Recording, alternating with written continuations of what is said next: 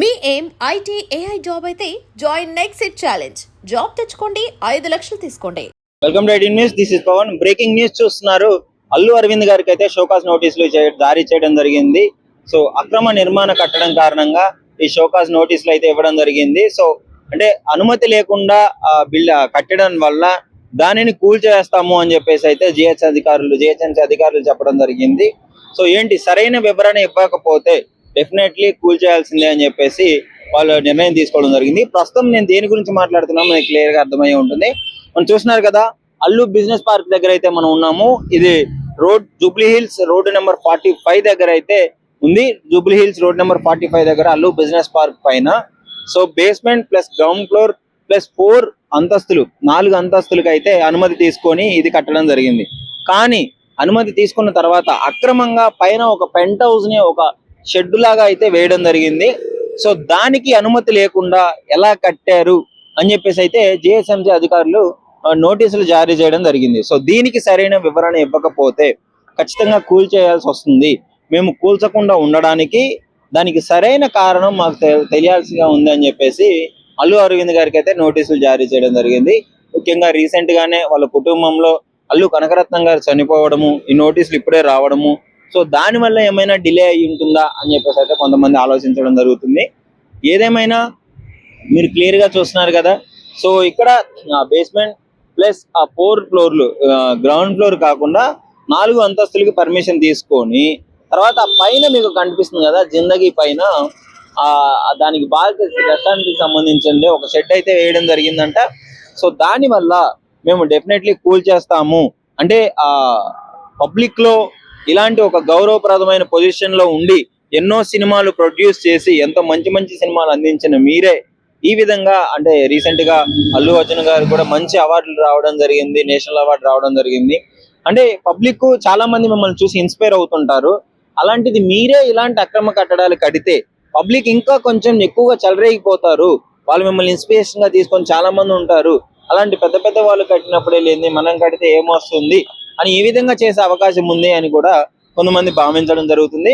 మరో కొంతమంది అల్లు అర్జున్ ఫ్యాన్స్ కావచ్చు, అల్లు అర్జున్ అభిమానులు కావచ్చు. సో ఏంటి అంటే ఇక్కడ వాళ్ళ కుటుంబంలో తీవ్ర విషాద ఛాయలు చోటు చేసుకున్నాయి. రీసెంట్ గానే వాళ్ళ అమ్మమ్మ గారు చనిపోవడము, నాయనమ్మ గారు చనిపోవడము, ఈ విధం వల్ల లేట్ గా స్పందించి ఉండొచ్చు అనే అవకాశం జరుగుతుంది.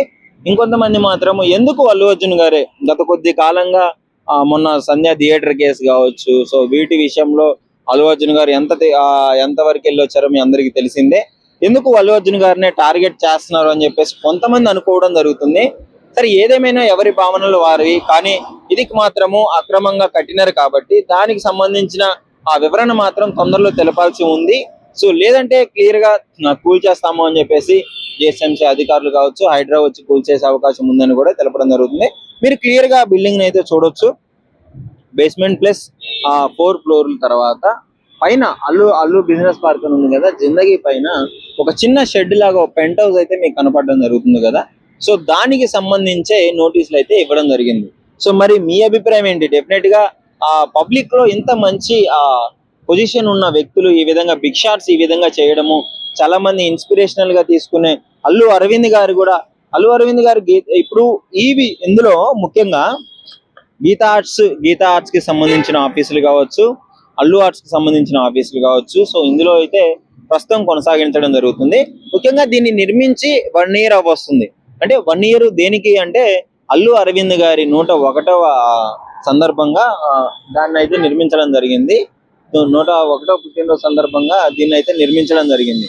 సో దీన్ని నిర్మించింది ఇప్పటికి 2023లో దీన్ని నిర్మించడం జరిగింది. ఆల్మోస్ట్ 1 year కంప్లీట్ అవ్వస్తుంది. ఇది 25 కదా. సో ఆల్మోస్ట్ 1 year కంప్లీట్ అవ్వడం జరుగుతుంది. సో దీన్ని నిర్మించిన తర్వాత ఇప్పుడు నోటీసులు ఇచ్చినా కానీ స్పందించలేదు అని చెప్పేసి జిహెచ్ఎంసీ అధికారులు మన టౌన్ ప్లాన్ వాళ్ళు అయితే దీన్ని గుర్తించి దీనికి నోటీసులు అయితే ఇవ్వడం జరిగింది. ముఖ్యంగా అసలు మీ అభిప్రాయం ఏంటి ఈ ఇష్యూ పైన? అల్లు అర్జున్ గారు అంటే పొజిషన్ అల్లు అరవింద్ గారు ఈ పొజిషన్ లో ఉండి ఈ విధంగా చేయడం కరెక్ట్ అంటారా, లేదు దీన్ని తక్షణమే తొలగించే అవకాశం ఉందంటారా, లేదు దీనికి ఏమైనా సరైన సంజాయిషి ఇచ్చుకొని సరైన వివరణ ఇచ్చుకుంటే దీని ఉండే అవకాశం ఉందంటారా? ముఖ్యంగా అసలు మీరేమనుకుంటున్నారు? మీ అభిప్రాయాన్ని డెఫినెట్ గా కామెంట్ లో iDream తో share. And for more videos, please subscribe to iDream. Please subscribe to iDream. Please subscribe iDream. And please subscribe to iDream. For more videos, subscribe to iDream. Please like, share, and subscribe to the channel. Congratulations, iDream. Subscribe to iDream. Subscribe to iDream. So subscribe to iDream Media. iDream team అందరికి huge congratulations. Please subscribe iDream Media. Please subscribe to iDream. Subscribe iDream. Please subscribe to iDream.